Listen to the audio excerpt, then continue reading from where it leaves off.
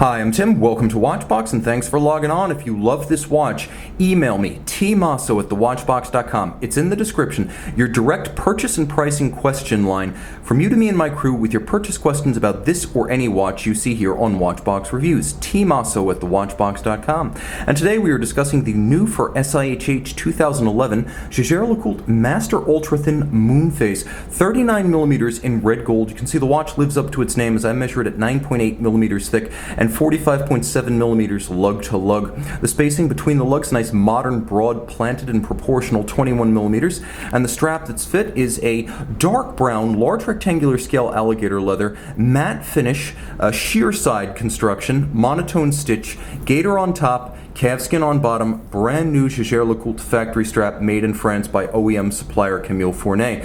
A simple red gold pin buckle, handsome, traditional, mid-century elegant, and easy to adjust on the fly. Now the watch features a case that's surprisingly nuanced. As you'll note, there are quite a few creases and curves here. The most important trick of the eye is that the case back itself is set back considerably from the mid case. So when it's on the wrist, it doesn't look like a roughly 10 millimeter thick watch. It looks more like an 8 millimeter thick watch. The case band is lovely and sloped with handsome, sexy, and sinuous compound curves. The lugs are integrated to the case band, but they actually break out quite a bit and taper dramatically with a little bit of a transitional bevel on their side to add some definition. The case is all of high polish, so is the bezel. Now on a larger watch in red gold, that might have seemed garish. Here it seems well used, as the many creases and curves break up the mass of the case and create the impression of an even thinner watch. There is a vertical section of the bezel giving way to a conical section, and then there's another vertical lip that abuts the sapphire itself. The dial is somewhere between ecru and white. It is described as eggshell by Jaeger-LeCoultre, and I'm going to run with that. Good description, JLC. You have diamond polished rose gold dart style indices, handsomely faceted, twinkling like cut gems. At center you can see there are Dauphine hands that are half frosted for better contrast against the dial base, and then you have a lancet style counterweighted seconds hand with a coaxial moon phase and date indicator. So there's quite a bit of color here. The ecru of the dial, the red gold of the case, the hands and the indices. There's the blue of the cosmos of the moon phase, the gold of the moon, and the blue of the seconds hand.